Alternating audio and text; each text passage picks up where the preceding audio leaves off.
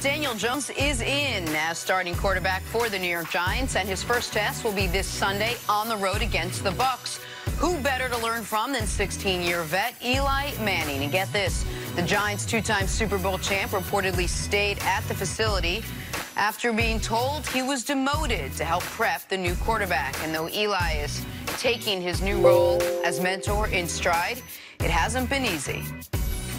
Obviously disappointed, not happy about it, but you know, you accept it and make the best of it. Eli has been nothing but nothing but helpful and welcoming to me, and I think obviously now the roles are different, and there'll be some differences there, but I think largely our relationship and how we communicate will be the same. Is this the end of Eli Manning, or is this another phase? Who knows? So and it's, again, I'm not dying, and the season's not over. So there's a lot to be positive about, a lot to be grateful for, and and so I just gotta kind of accept my new role and make the best of it. So clearly everyone is saying the right thing. Everyone is doing the right thing. I mean, Eli going above and beyond by actually staying late in practice and mentoring Daniel a little bit. But how hard do you think, Nick, this will be for Eli to take on this new role now as mentor when you know what he's been for the last 15, 16 years? Well, listen, I would imagine it's incredibly difficult, but it's not like this should come as a shock to the system for him. And I would disagree with you a little bit in that Eli going above and beyond. When the Giants draft a quarterback at number 6 and don't ask you to take a pay cut when they easily could have, when you're still making your $22 million this year, when it could have been 0 this year, part of the job this year for Eli was going to be eventually doing this. Now, everyone expected Eli to do it as a gentleman and with grace, as he appears to be. I mean, that is a testament to why Eli Manning, as an individual, forget him as a player, is one of the most respected people in the league. Nobody has a bad word to say about who Eli Manning has been as a Giant in the facility for the organization at any point in his career. I don't know what it feels like as a player to be demoted, but I would imagine in any walk of life, if you see something coming, and Eli had to see this coming at some point, you would hope you've done some mental preparation for when the day does arrive. And so Eli maybe thought that he would be able to stave it off a few more weeks than he did, but he knew at some point this year he was losing his job, and he was going to transition from starting quarterback the New York Giants to mentor for the future quarterback the New York Giants. Did you just say that Eli should have been practicing getting benched, what he was going to do? No, I said you mentally prepare yourself. Of course. If you're married and your spouse moves out and says, I think we should do a trial separation, well, you should be... That day when it happens, I don't think all the mental prep in the world is going to... No, of course. But if that happens, then you should be mentally preparing for the divorce papers to be filed. And even when those papers are filed, maybe it's devastating, but you have been mentally preparing. When you play as well as Eli, and you're a superstar in this league, you're an accomplished player, you don't think someone's going to take your job. When they draft him, it's like, man, I'm getting ready to play. Eli thought just like Don, I'm getting ready to play another couple of years. So there is no preparation.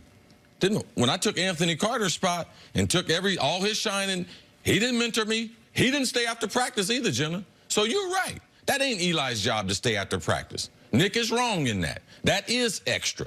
That's because Eli is a special human being. All around the National Football League, when guys lose their job, we don't hear that soundbite. You know something? He stayed after work. You know something? A lot of times, they storm off. Oh, he left practice today after getting benched. So yesterday, I would say easily is one of the 5 worst days in Eli Manning's career. It's gut-wrenching because you come in there, you still have to face the media, and the roles have totally flopped. And your ability, you didn't lose your ability overnight. This guy didn't beat him out. Like, Eli didn't even have a chance this year. If you look at that, what they did in 2 games, didn't depend on Barkley. What did Eli do to lose his job? And what did Daniel Joens do? The coach said, I had a gut feeling. Yeah, your gut is when you draft a guy in the top 10, your gut is he's going to play this year. So they decided to do after week 1 or 2. It's not a matter, is that right? But what Eli went through yesterday is not a normal day. all right? I've gotten benched, and I've gotten divorced, and they're not the same. Well, They not the same. Okay, fair enough. Maybe it was an awkward analogy, but the point that I'm making, and I will stand firm on this, is if Eli Manning was not mentally preparing for the day he loses his job, then he's foolish. Well, I just don't. I don't know anyone in the league, Nick, and I've been watching these guys get benched.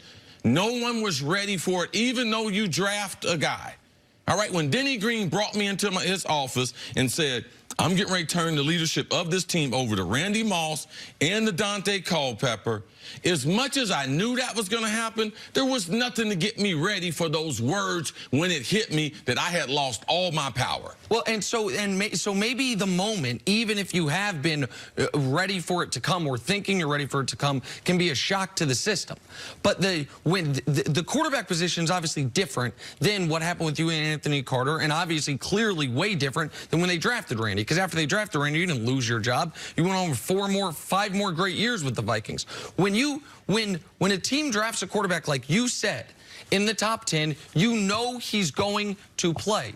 I'm not saying that wasn't a devastating moment for Eli, that he didn't think I deserved a few more weeks, even if this should have happened a couple years ago instead of a couple weeks later. Let's just do this, though.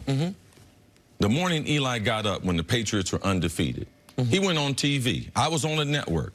I had one of my colleagues say, this is the greatest football team that's ever been assembled.